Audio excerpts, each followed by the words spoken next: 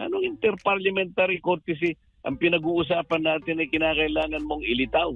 Kailangan mong alisin ang maskara na nakabalot sa kawalang hiya ang nangyari na sa bansa natin. Sasabihin mo pa interparliamentary courtesy? Napakababaw na argumento niya. Halatang halata yan. Kung sino yung gustong maglihis, sila yan. Opo. Ayaw nilang ilitaw. Ayaw nilang alisin ang maskara. Bakit mo haharangan ng interparliamentary courtesy? Wala kang nalalabag na interparliamentary courtesy kung imbitahin mo sila. Huwag mo lang silang isabina. Yung courtesya, na yung pa rin sa pag-iimbita. Iniimbita mo lang. Hindi mo ba ginagalang? Iniimbita mo eh. Ang problema kung ayaw mong imbitahin. Yun ang paglilihis. Yun ang pagtatakip. Oo. Inimbita ko na nga si Congressman Toby Chango. May problema ba doon?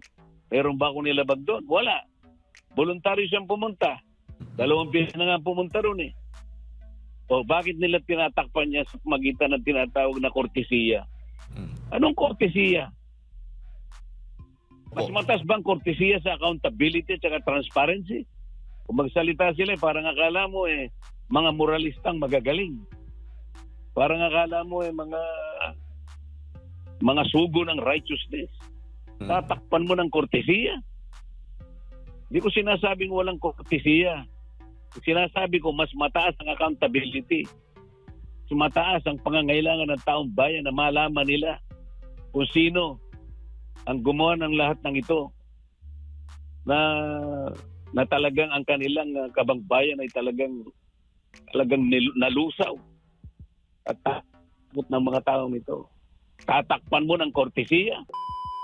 Po dito sa magiging investigasyon ng Senate Blue Ribbon Committee, magpapatuloy ho ba? Kailan ho ba yung susunod po na investigasyon? Silang nakakaalam, Admar. Wala naman akong notice pa kung kailan ng susunod na investigasyon. Opo. Pero Senator, issue po ngayon, yung testigo po na ipinalabas po ninyo, nandyan po sa Senate Blue Ribbon, yung nagsalita po sa Senate Blue Ribbon na kamakailan, si Orly Goteza. Sa tingin po ninyo, ano bang masasabi po ninyo na ganito po yung pag-question ang kanyang kredibilidad bilang isang witness o resource person po during sa investigasyon po niyo sa Senate Blue Ribbon? Malinaw naman yun na hindi naman nila nagiba yung kanyang testimony. Malinaw na nakasasagot siya sa lahat ng mga tanong. Ang totoo niyan, wala mang masyadong itinanong sa kanya. Siguro dahil napansin nila na credible yung kanyang mga sinasabi. So hinahanapan na lamang siya ng butas eh. Opo. Sinasabi nila na dinis-own ng nagnotaryo yung kanyang firma. Biktima nga siya rito eh. Malay naman niya kung sino yung pumirma doon sa nagpunta yung tao. Opo. At hindi naman po... Firma na yun eh. Firma nung nagnotaryo. Opo, yun nga eh. O baga doon sa pagnonotaryo yung naging issue ngayon na Senator dahil nga daw may keso... Doon nga napupunta eh. Hindi naman doon sa kanyang salaysay. Nakikita mo naman kung saan sila pumupunta eh. Opo. Pero yung testimonya mo niya mismo, Senator, napakatindi po ng kanyang mga nabanggit at 2 pong personalidad, si dating Speaker Martin Romualdez at si Congressman Zaldico. Sa tingin po ninyo, dapat nang imbitahan ng Senado itong 2 personalidad na nabanggit po sa testimonya niya? Dapat lang, pero hindi ko sigurado kung iimbitahan nila o hindi. Minsan sinasabi nila, iimbitahan. Minsan naman, hindi. So bahala sila kung ano kanilang magiging decision din. Pero may ibang paraan ho ba, Senator, na para maimbitahan ito para sa investigasyon ang 2 personalidad na ito? Napakaraming paraan. Di imbitahan nila. Wala namang problema ron eh. Ang problema kung darating ba yan o hindi. Opo. Senator, kamakailan din ay nagbigay po ng kanyang speech o pahayag itong si Senator Cheese Escudero. At talaga matindi po yung kanyang mga naging pahayag laban po dito kay dating Speaker Martin Romualdez. Kayo ho ba ay nasurpresa doon po sa kanyang naging talumpati o naging pahayag po dyan sa Senado? Hindi na ako nasurpresa doon sapagkat nakikita ko naman pagka yung pagdinig ay papunta sa mga senador, doon lang nila tinutuntun. Kaming nabanggit na mga congressman, ayaw niluksan yun. Kaya gano'n ang naging pahayag niya na para bang may kasalanan na kanilang gustong palitawin mga senador. Samantalang napakaraming mga pangalan ang binabanggit, lalong-lalo na nung nag-testify si Gutesa, direktang ikinonekta niya si Saldico kay Speaker Martin Romualdez. At mula doon, parang gusto na nilang tumigil. Mahalata naman ninyo kung sino yung naglilihis. Ang sabi ko nga, dinidiretso ko nga kayong naglilihis. Opo, Senator. At meron ding mga obserbasyon ng ating mga kababayan doon sa mga nagiging resource person na bigla-bigla na lang pinapadala sa DOJ. Hindi naman wala kayong pagkakataon na maitanong. Yan ho ba ay baga nakabatay po? Wala po bang nilalabag? O dyan po sa mga pagdinig, sa rules po ng inyong mga ginagawang pagdinig sa Senado? I-raise ko na nga yun sa aking privilege speech. Ayaw naman nila sagutin. Saan ka naman ako nakakita na dumidinig tayo rito kasama yung secretary ng DOJ. Pagkatapos hindi pa natin natatapos sa mga tatanungin natin, kukunin niya bigla. Pagkatapos doon niya pagtatatanungin. Pagbalik niya, mayroon supplemental affidavit. Ano ba tayo rito ako? Investigative arm ba tayo ng DOJ? Asan ba nga kung tuntunin na sinusunod natin? Hindi lang naman yun, pati yung ICI, ni-raise ko nga yun. Opo. Pinalatuntunin, wala kaming agreement kung paano makikipag-coordinate ang ICI. Sapagkat meron tayong saligang batas na nagsasabi, igalang natin ang mga institutional boundaries. Meron tayong separation of powers. Ito mga doktrina na minsang naglagda ay ang ating kataas-taasang fundamental law. Ito yung ating saligang batas. Kung hindi na natin sinusunod yung nakatalaga na mga separation of powers, malabo na itong pinupuntahan natin. Pagkatapos nagsasabi sila na parang lumilihis. Sino ba naglilihis? Ako mulat-mula pa, dinidiretso ko ito. Pag nababanggit ang pangalan ni Martin Romualdez, imik. Napapansin siguro yan na marami nating kababayan. Opo. Totoo po yan, Senator. At yun isa sa mga pinoproblema o issue din dahil nga po sa salitang interparliamentary courtesy. Ano bang mas mahalaga? Ito bang naging tradisyon po ng Kongreso? Itong sinasabi interparliamentary courtesy o yung accountability na sinasabi? No, hindi mo ba nakita na dahil nga gusto nilang pagtakpan kung ano-anong ginagamit nilang katwiran? Ibig mo ba sabihin lumilitaw na at isinisigaw na lahat ang pangalan mo na ikaw ang utak ng lahat ng ito ay yung kaukulang paggalang pa. Pantakip. Nakasulat ba sa bato yan? Absolute ba yan? Kung sinasabi nilang transparent at saka accountability, mas mataas pa ba? Mas mataas pa ba yung parametro ng kortesiya? Anong interparliamentary courtesy? Ang pinag-uusapan natin ay kinakailangan mong ilitaw. Kailangan mong alisin ang maskara na nakabalot sa kawalang hiya ang nangyari na sa bansa natin. Sasabihin mo pa interparliamentary courtesy?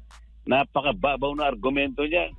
Halatang halata yan. Kung sino yung gustong maglihis, sila yan. Opo. Ayaw nilang ilitaw. Ayaw nilang alisin ang maskara. Bakit mo haharangan ng interparliamentary courtesy? Wala kang nalalabag na interparliamentary courtesy kung imbitahin mo sila. Huwag mo lang silang isabina.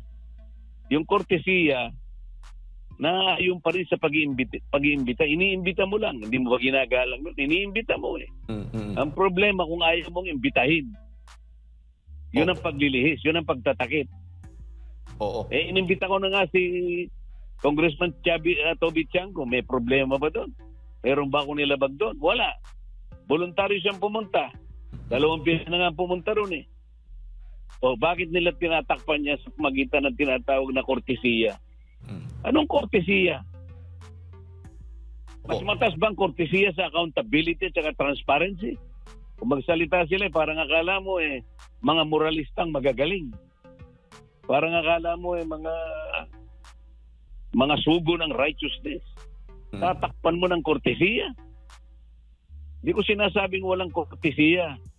Sinasabi ko mas mataas ang accountability.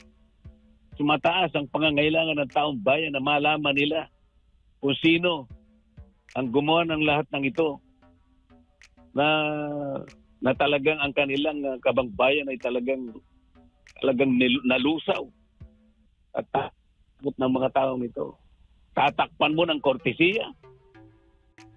Opo. Dili.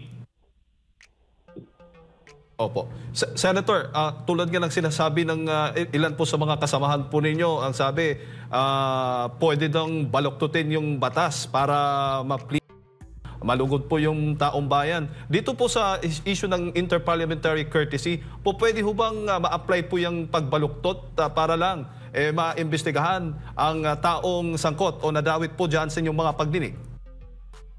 Paano mo babaluktutin yun? Kortesiya yun eh. Sabi ko nga sa'yo, imbitahan mo, kortesiya yun. Ang pag-iimbita ay paggalang.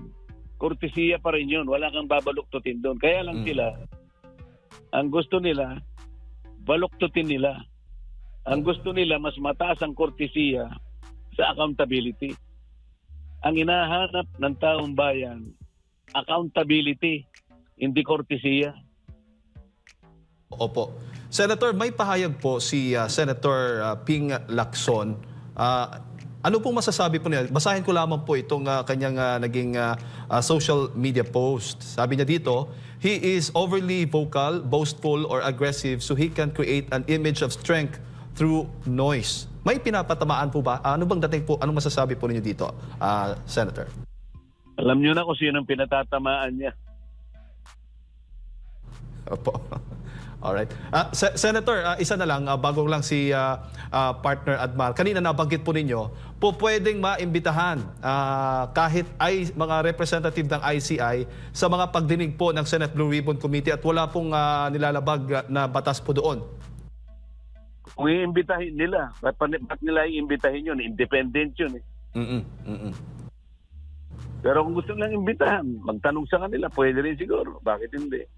Opo. Ang pinag-uusapan natin dito, ang ICI ba, pag nag-request ng impormasyon mula sa Senado o mula sa House of Representatives, wala ba kaming karapatang tumutol?